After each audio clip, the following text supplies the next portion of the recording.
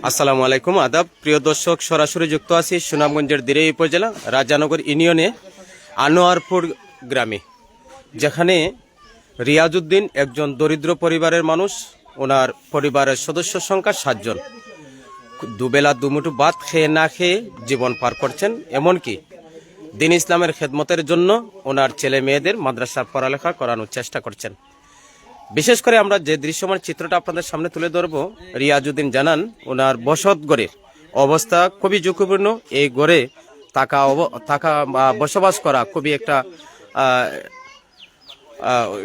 বসবাস করতে বিভিন্ন সমস্যা হচ্ছে। এর জন্য তিনি একটি গড় চাচ্ছেন, যাতে একটি গড় যদি হয়ে যায় তাহলে 7 সদস্য পরিবারদেরকে নিয়ে তিনি সুখে শান্তিতে বসবাস করতে পারবেন।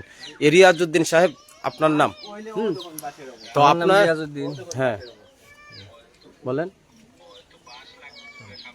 আপনার অবস্থান বলেন আপনি। যে আমার অবস্থা তো আমি তো আগে কইলাম যে আমি বেশি কোনো আমার এই আয় উন্নতি নাই। আমি রোজ আনি রোজ খাই। আর আমার এই ঘরটা ভাঙ্গারুঙ্গা ঘর। আমার বাচ্চা কাচ্চা নিয়ে আমি মেঘ বৃষ্টি আইলে খুব কষ্ট হয়।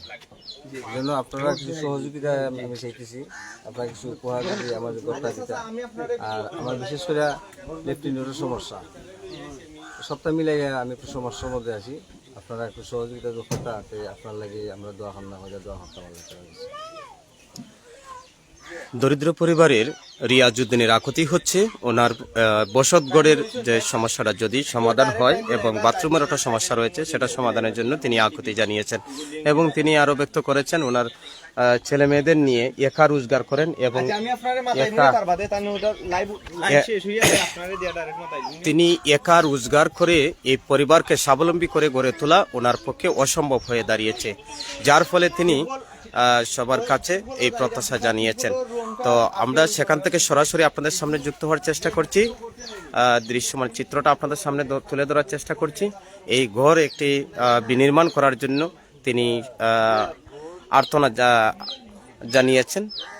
রিয়াজউদ্দিন সাহেবের এই বসতঘরটি আপনাদের সামনে তুলে ধরার চেষ্টা করছি।